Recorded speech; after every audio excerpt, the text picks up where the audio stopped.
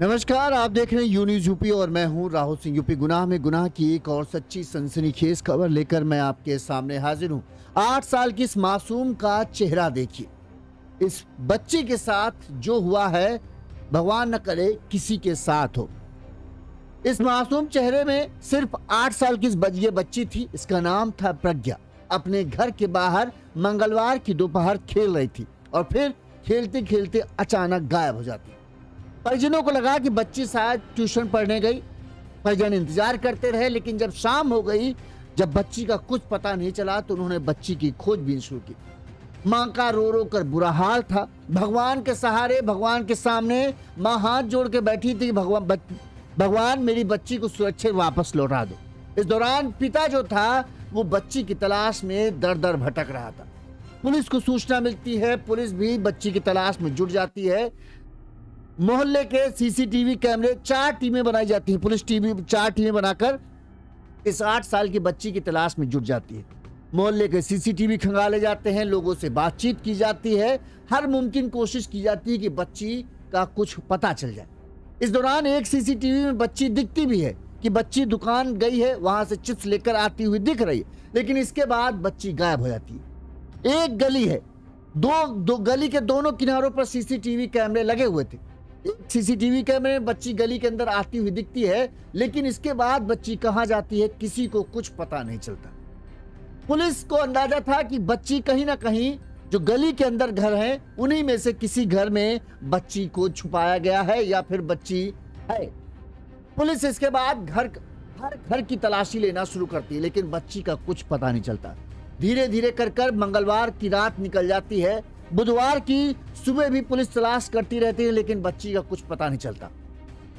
इस दौरान पुलिस ने गौर किया, एक शख्स, एक युवक जो पुलिस के साथ हमेशा मौजूद था। पुलिस के साथ क्या, जो बच्ची के माता पिता खोए थे उनके साथ जो वक्त युवक मौजूद रहता था, अचानक से वो गायब हो गया और उसके घर पर ताला लगा है।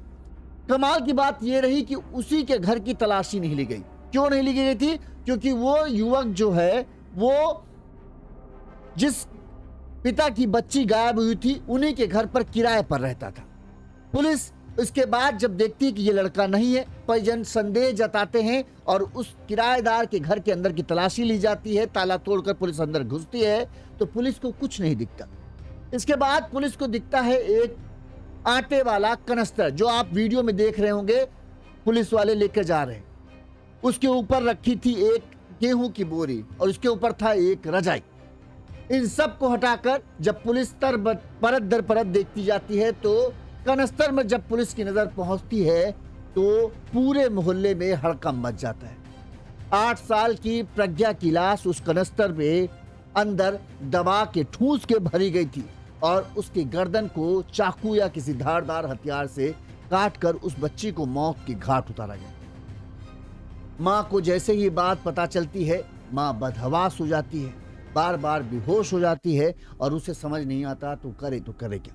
वहीं पिता भी बदहाल हो जाता है।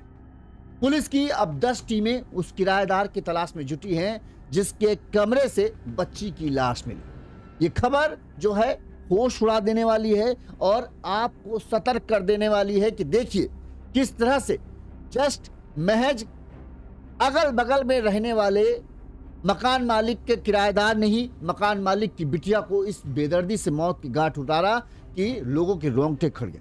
इस घटना के बाद इलाके के लोगों में गुस्सा है। लोग चाहते हैं कि जिस तरह से बच्ची की हत्या की गई है, इसी तरह से उस किराएदार को भी मौत के हवाले किया जाए। मौत से कम कोई सजा उस किराएदार को होनी नहीं चाहिए, जितनी बेदर्दी इस मासूम 8 साल की बच्ची के साथ उसने किया है।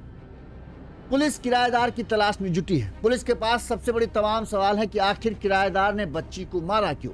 मकान मालिक का कहना है कि हमने कभी उसके साथ कोई जाति नहीं की, हमने कभी उसके साथ कोई दुर्व्यवहार नहीं किया, कभी कुछ भी गलत सलत नहीं किया। फिर समझ नहीं आ रहा कि उसने बच्ची के साथ इतनी बड़ी हैवानियत की तो क्यों की।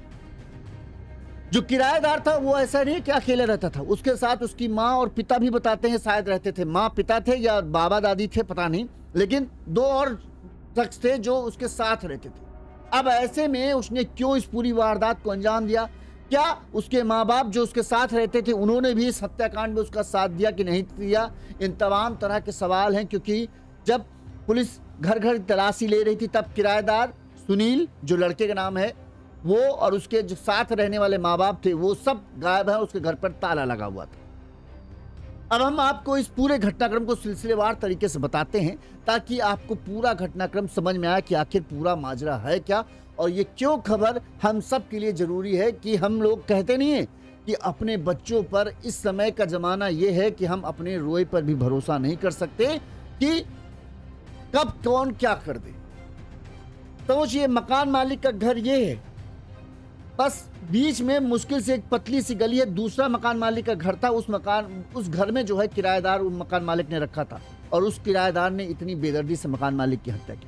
सबसे पहले हम जो पड़ोस में लोग जो रिश्तेदार हैं उन्होंने क्या कहा, एक बाइट वो सुनाते हैं, फिर पूरा घटनाक्रम हम आपको सिलसिलेवार तरीके से बताते हैं ताकि आपको पूरा माजरा समझ में आए। सुनिए, जो रिश्तेदार थी बच्ची की, उन्होंने क्या कहा।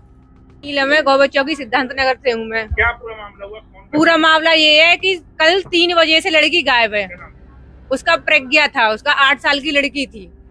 हाँ, तो हमने ये कैमरों में सब में धुड़वाई है, वो लड़की नहीं निकली है। उधर दिखवाई थी, उधर दिखी थी थोड़ा सा, फिर उसके बाद इसी चौक में से ही गायब हो गई है वो, फिर नहीं मिली है। इधर भी एक कैमरा लगा हुआ है, उधर भी देखिए लड़की, उधर भी नहीं मिली है। इधर भी देखिए, इधर भी नहीं। मतलब यही चौक खा गया है, ये समझ लो। पुलिस पे वो करी थी, कंफर्म किया था, तो उसने बोला था कि ढूंढ रहे हैं, देख रहे हैं। और दोपहर को भी उससे ये बोला था हमने कि ढूंढो, वो करे ढूंढ रहे हैं, पर कोई रीजन निकल के नहीं आया बिल्कुल भी कि लड़की कहाँ है कहाँ नहीं है बिल्कुल।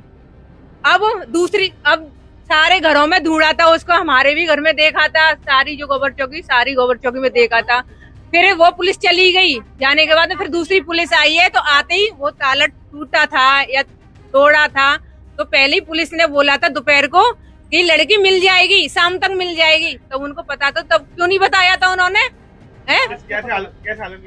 कैसे हालत में मिली? उसके टुकड़े मिले थे, उस आटे के कनस्तर में थे, उसमें खोल के नहीं दिखाया, उसमें लड़की थी अंदर, ऊपर से आटा डाल दिया था। ऊपर उसी के कमरे में लिए किराएदार के में, और उसका नाम वो है सुनील है, उसका नाम काम करता था, पेस्टिंग का काम करता था। इनके यहाँ पे भी करता था, वहाँ पे भी करता था। इनके बड़ा भाई है, उनके में वो रह रहा था, 1 साल से रह रहा था। 1 साल से रह रहा है ना, 1 साल से रह रहा है। दूसरी लग गई है उसको। क्या लगता है? कुछ नहीं लगता है, हमारा तो बस रहता था यहाँ पे किराए पे। उसके माँ बाप रहते थे।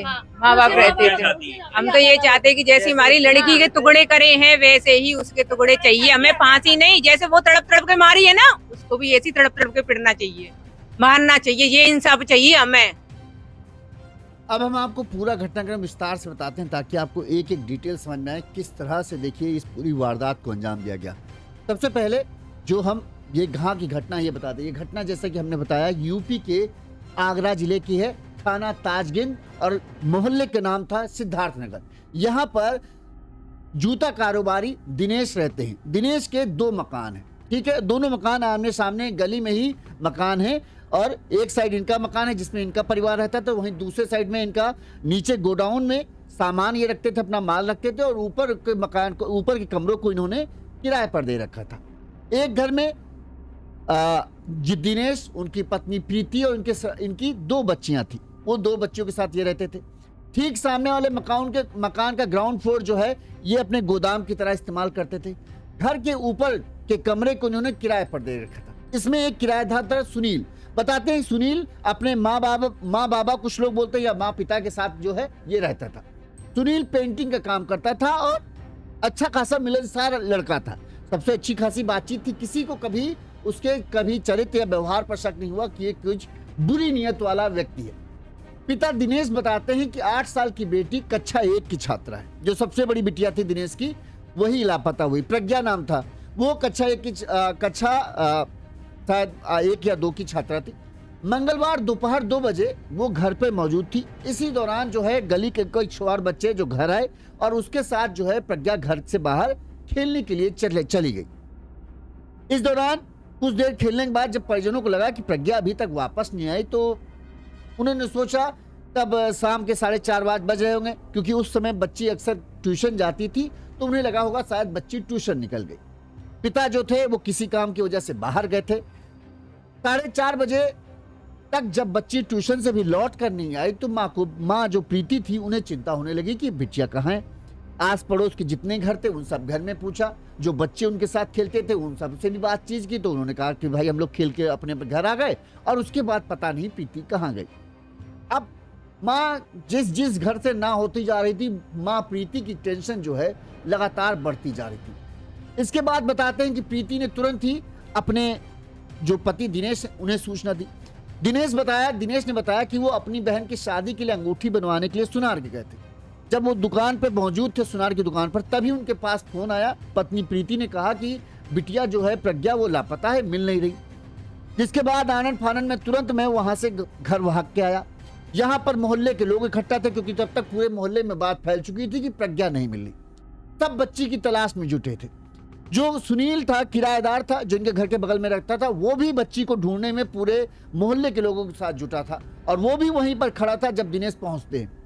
अब पूरे मोहल्ले के लोग सब में हाय तौबा मची हुई। माँ प्रीति का रो कर बुरा हाल। प्रीति का हाल तो ये था कि बेचारी जाके मंदिर में भगवान के सामने हाथ जोड़ के बैठ गई कि मेरी बिटिया को भगवान सलामत वापस ला दो, बस और कुछ नहीं चाहिए। रो कर उसका बुरा हाल था।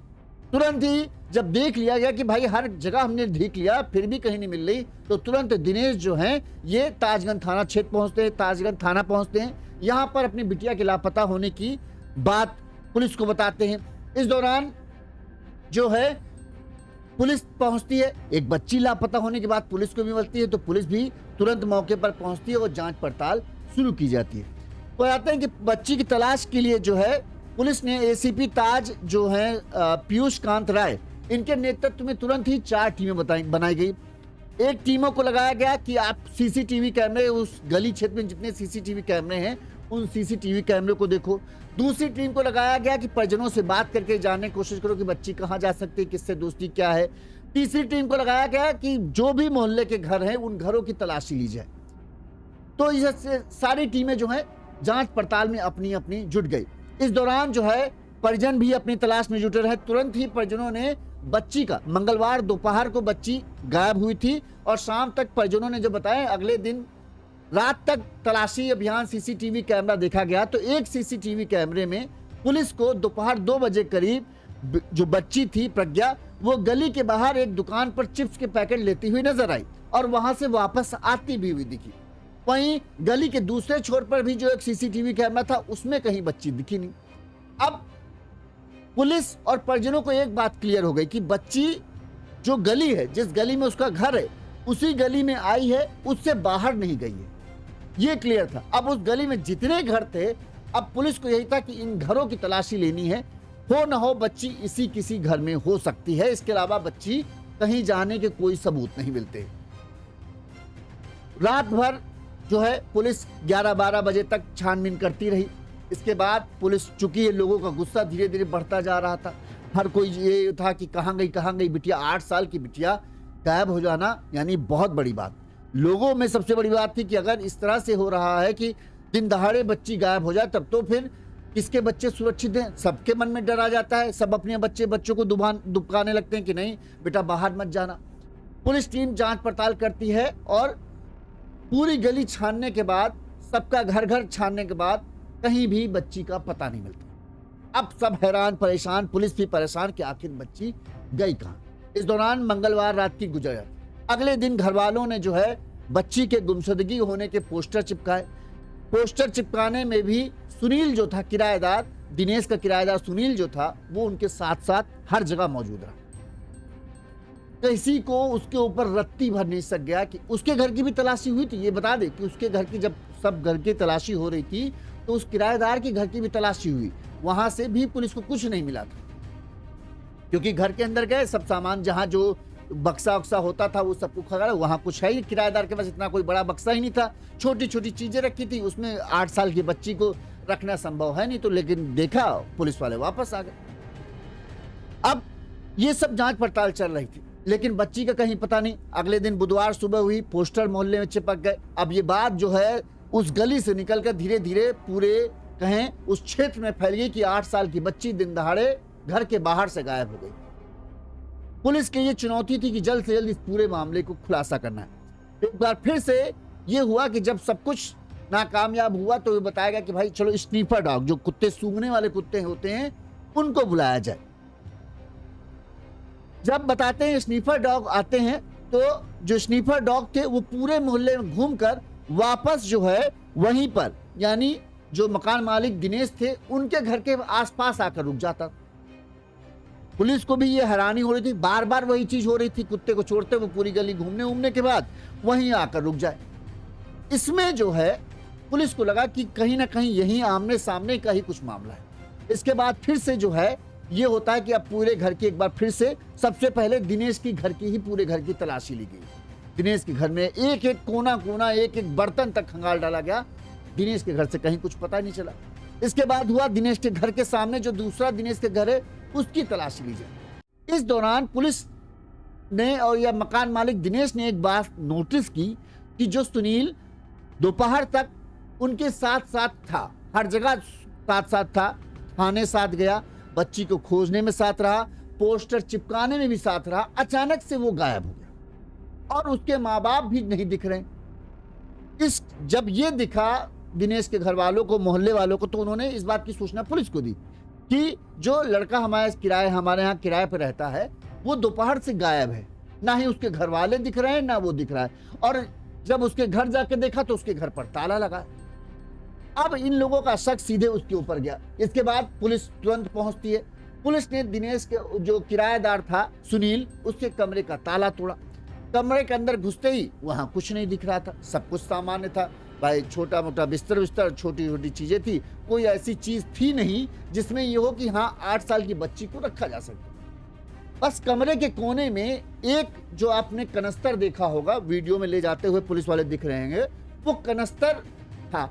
उस कनस्तर के ऊपर बताते हैं कि हाँ क्या था, देखता बताता हूँ।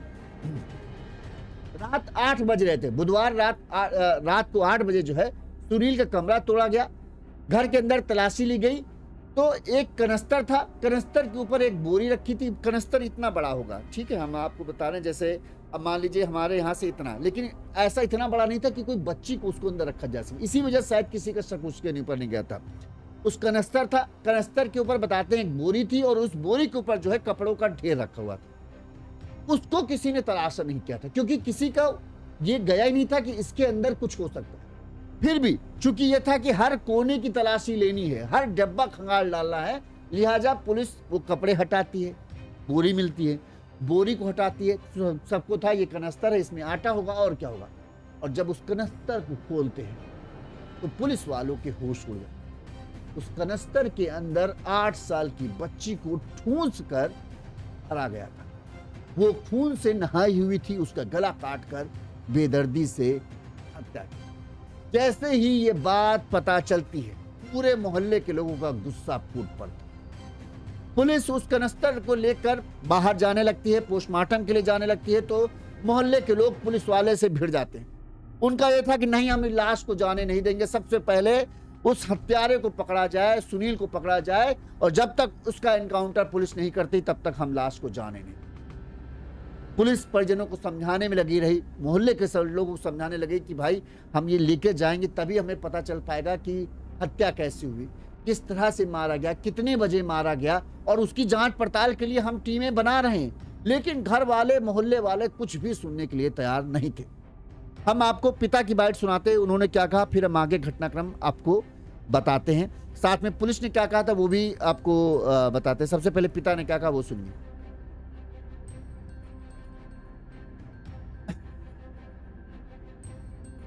तुम्हारा मेरा नाम दिनेश है। दिनेश, क्या हुआ था? मेरी बेटी को मार दिया है। कब आई हुई थी बेटी? मेरी 24 तारीख को गायब कर दी थी। अच्छा। 3 तारीख को पढ़ने गई थी। किसने? तो सुनील नाम लड़के ने। अच्छा। जिसने काट के इसमें ड्राम में डाल दिए। अच्छा। मुझे इंसाफ चाहिए, नहीं तो फांसी चाहिए। अच्छा। इसको मुझे आप कुछ नहीं कहना चाहता। आप बच्ची को ढूंढ रहे थे? ढूंढ रहे, हम चारों तरफ ढूंढ रहे थे, हमें मिली नहीं थी लड़की नहीं गई। अच्छा। हमें तो बाद में वो 11 बजे पता भाई सीधे सामने देखी थी। तो अच्छा। हमें पता पड़ती कि लड़की किसी नहीं है। वो हमारे संग ढूंढता रहा वो, और पूछ रहा हमसे लड़की मिल गई। अच्छा। और फिर वो 2 दिन से फरार है। फिर हमने शक हुआ था इसने करा ये काम, फिर वो फरार है सर। अभी लापता है। किराए पे रहता था ये? हाँ, किराए पे रहता था। हमने जो रखा नहीं था, हमने इसके पिताजी रखे थे। अच्छा। ये 6 महीने से रह रहा था, 1 साल से रह रहा था हमारे यहाँ। अच्छा। इसके पिताजी रह रहे थे। इसका नाम है वो वाला वो सुनील। गरीबदास। अच्छा जी। इनकी वाइफ का नाम था, ठीक है। कुछ नाम मुझे ध्यान नहीं है। अच्छा, गरीबदास क्या चाहते हैं आप? हमें वही इंसाफ चाहिए, फांसी चाहिए हमें।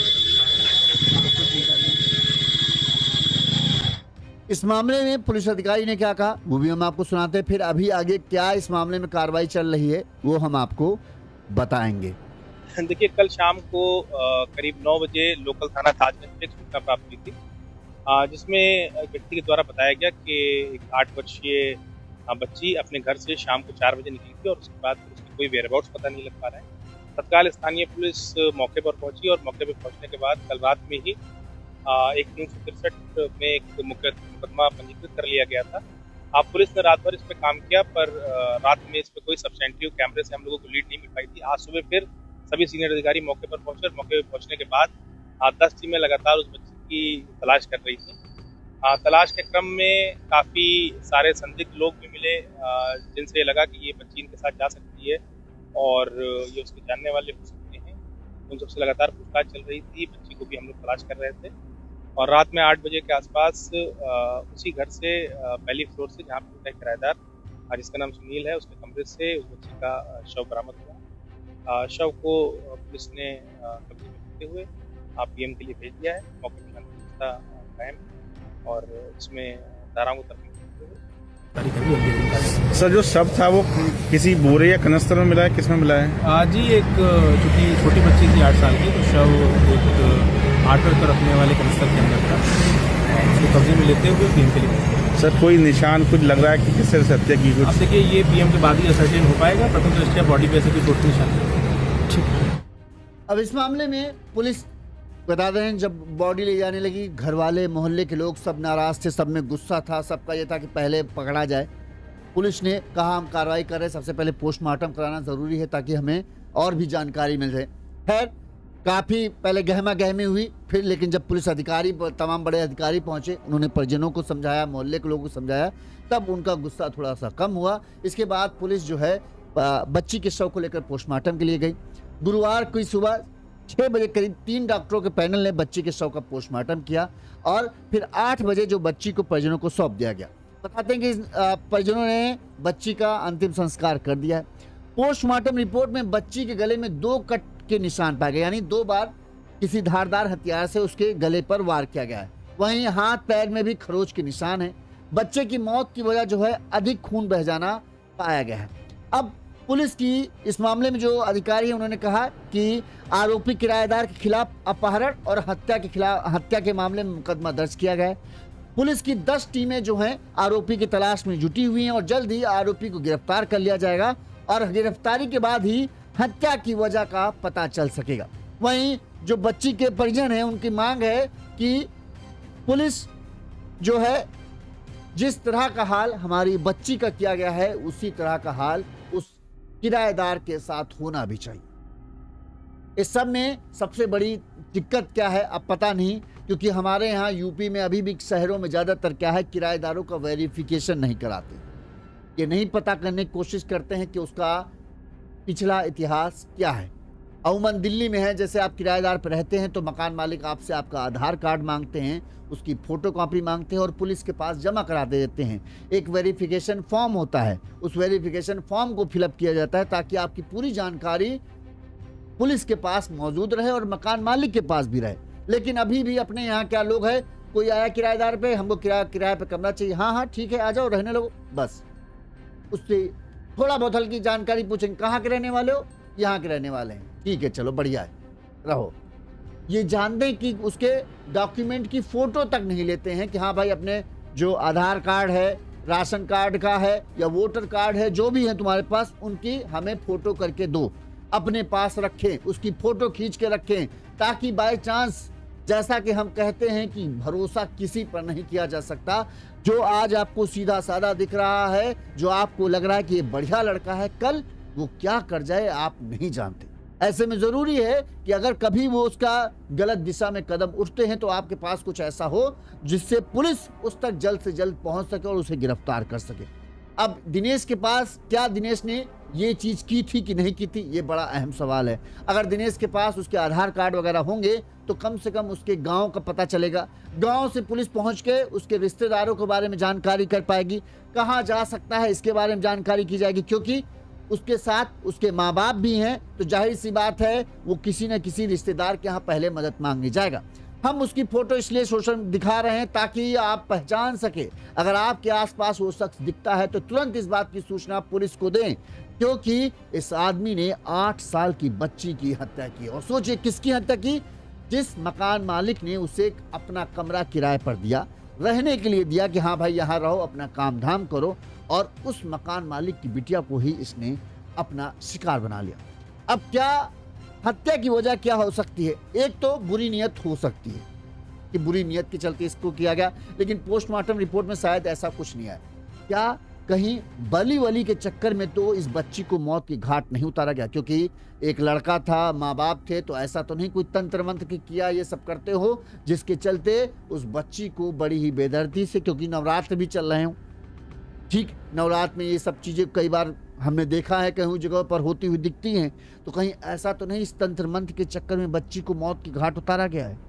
किस तरह से इस बच्ची को बहला फुसला, क्योंकि जाहिर सी बात है बच्ची आमने सामने रहती है, किराएदार है तो बच्ची से बातचीत होती होगी, तो बच्ची को बहला फुसला कर अपने साथ ले जाना तो आसान था ही, और सुनील ही बच्ची को बहला फुसला कर अपने साथ ले गया होगा, ये बात भी 100% श्योर है।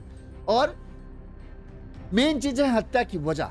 आप देख सकते हो गली कोई बहुत चौड़ी नहीं, बस एक कदम रखिए आप दिनेश के घर में, एक कदम आप रखेंगे किराएदार के घर में पहुंच।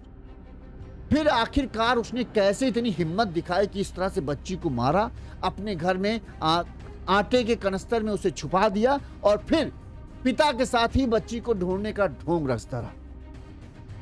पुलिस के सामने बहुत बड़ी चुनौती है कि जल्द से जल्द इस हत्यारे को ढूंढा जाए, सबसे बड़ी, और इससे जानने की कोशिश, जानना भी बहुत जरूरी है कि आखिर क्यों मारा। लेकिन इस सब से पुलिस तो कार्रवाई करेगी, इस सब से हम सब के लिए एक बड़ी सीख यही है कि आजकल कोई भी भरोसे लायक नहीं है।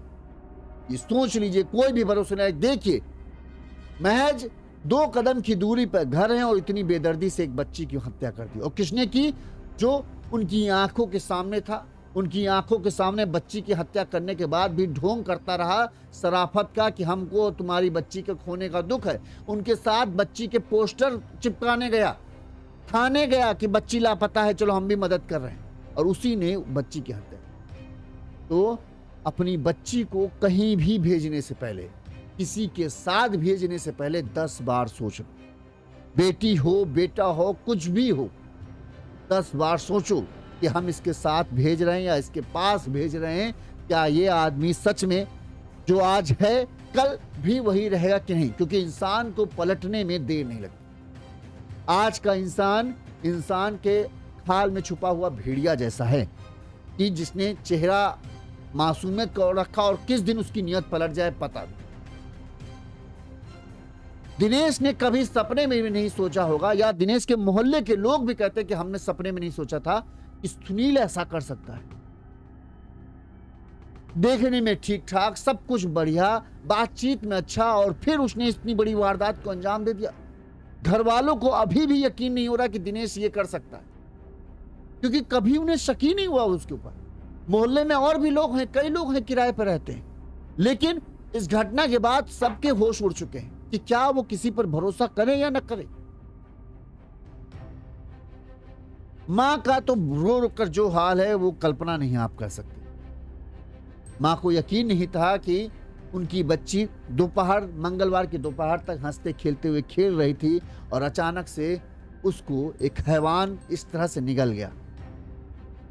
क्यों मार दिया मासूम बच्ची को पता नहीं। सबके लिए, सबके दिमाग में बस एक ही सवाल है कि आखिर सुनील ने ये किया क्यों।